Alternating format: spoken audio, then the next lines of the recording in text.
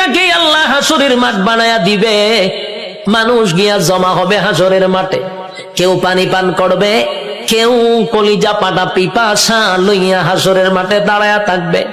একদিন নয় রে, 2 দিন নয়, 50,000 বছর দাঁড়ায়া থাকতে হবে। সাধারণ কথা না, সাধারণ কথা না। পানির পিপাসায় জিহ্বা কুকুরের মতো বাহির হবে। আল্লাহর পয়গম্বর বরকতে হাত দিয়া কাউকে পানি পান করাবে, আর কেউ পানি না পান করে হাসরের মাঠে দাঁড়ায়া থাকতে হবে। 50,000 বছর বাড়ির কাছে না, সূর্যের তাপে মানুষের মাথার মগজগুলি গলে গলে পড়বে, জিহ্বাটাও বাহির হবে। এই অবস্থায় যে কত হাজার বছর মানুষগুলি একটা সময় বিরক্ত হইয়া চিৎকার দিবে আর বলবে, মালিক রে, জান্নাতে দেও না হয় জাহান্নামেই দেও, হাসরের মাঠে আর ভালো লাগে না, সেখান থেকে আমাদেরকে সরায়া দাও। আদম নবীর থেকে লইয়া ঈসা রূহুল্লাহ পর্যন্ত মানুষ সবার কাছেই যাবে একটু আল্লাহর কাছে সুপারিশ করার জন্য। আদম নবীও বলবে ইয়া রাব্বি নাফসি, ইব্রাহিম আলাইহিস সালাতু ওয়াস সালাম বলবে ইয়া রাব্বি নাফসি, নূহ পয়গম্বর বলবে ইয়া রাব্বি নাফসি, মুসা নবী বলবে ইয়া রাব্বি নাফসি। এইভাবে 1,02,24,000 পয়গম্বর ইয়া ঈসা আলাইহিস সালাতু ওয়াস সালাম পর্যন্ত সবাই একটা কথা বলবে, ইয়া রাব্বি নাফসি। আমার কি উপায় হবে? আজকে আল্লাহর সামনে কথা বলার সাহস কোন নবীর হবে না। কথা বুঝতেছেন আমার? আল্লাহ এত রাগান্বিত। এই যুবক ভাই, আলোচনার শুরুতেই বলেছিলাম আল্লাহর নাম রহমান, দয়া মায়া বেশি, কিন্তু আল্লাহর গজব আমরা এখনো দেখি নাই, সেটা হাসরের মাঠে দেখবো। আল্লাহ সেদিন কাহার রূপ নিয়ে দাঁড়াবে, সেদিন আল্লাহর সামনে কথা বলার সাহস কোন নবীরাও পাবে না, শুধুমাত্র কেবলমাত্র আমাদের নবী ছাড়া। মধ্যে আমি সম্মান আর মর্যাদা তোরে বেশি দিছি। বান্দা আসমান বানাইতে আমি আল্লাহ মিস্ত্রি লাগাই নাই, জমিন বানাইতে মিস্ত্রি আমি লাগাই নাই, সূর্য চন্দ্র গ্রহ নক্ষত্র বানাইতে মিস্ত্রি লাগাই নাই। আল্লাহ শুধু বলছেন ইন্নামা আমরুহু ইযা আরাদা শাইআন আইয়াকুলা লাহু কুন ফায়াকুন। রব্বি কারীম বলেন, আমি শুধু বলেছি কুন হয়ে গেছে, সব তো বানাইলাম আমি হুকুম দিয়া, কিন্তু মানুষ তোরে আমি বানাইছি আমি আল্লাহর কুদরতি হাত দিয়া। কুদরতি হাত দিয়া তোরে বানাইছি, তাহলে কত মহব্বত করে বানাইছে। এরপরে রব্বি কারীম বলেন, কুদরতি হাত দিয়া বানাইয়া শেষ নয় গো।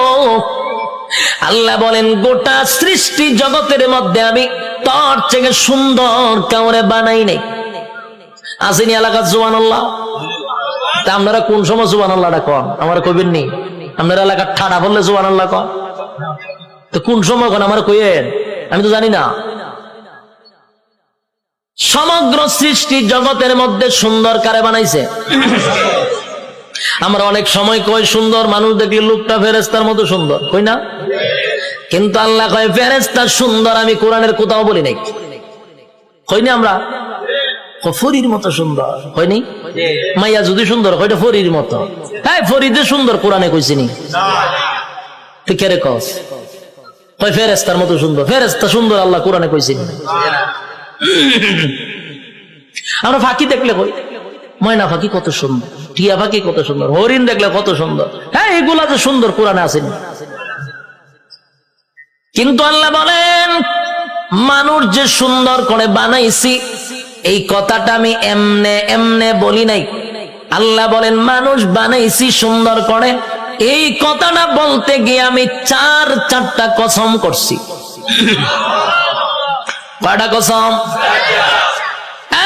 রব্বি কারীম বলেন 4টা কসম করছি আমি আল্লাহ।